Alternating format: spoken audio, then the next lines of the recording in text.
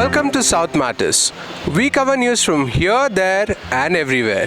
I'm Rohit Gharbude, and I have an interesting story from Namma Bengaluru lined up just for you. So hang on.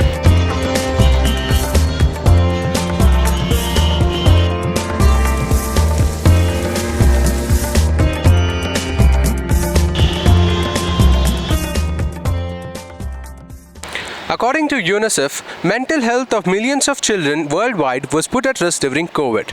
More than 330 million youngsters have been stuck at home, and those between 8 to 16 years of age have had to face several mental health issues. Aparna takes stock of the coping infrastructure available. Mental health is directly linked to educational outcomes. It is not unusual for children to experience negative emotions such as fear, disappointment, and anxiety in these situations. Students suffer from high expectations and a stressful environment due to this. Once COVID set in, people started obviously isolating, and that gave rise to, I think, 70% of the mental health concerns in India. It has become difficult for parents to calm their children's anxiety because of their uncertainty and stress in their own lives.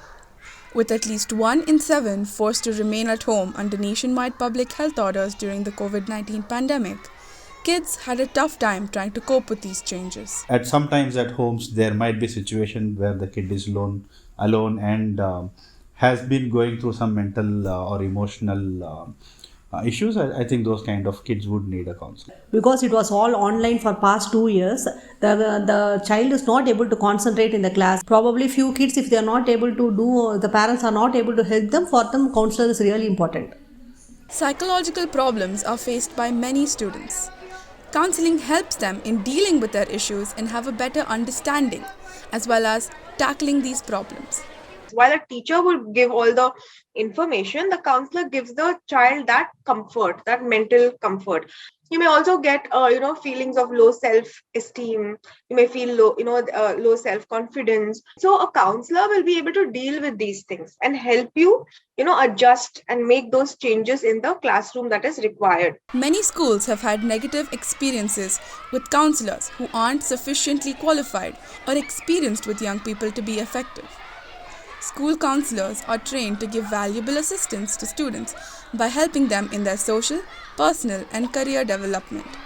What happens if there are no qualified counselors? A person who's untrained usually tends to give a lot of advice, which actually, if you know counseling, we are not allowed to give advice.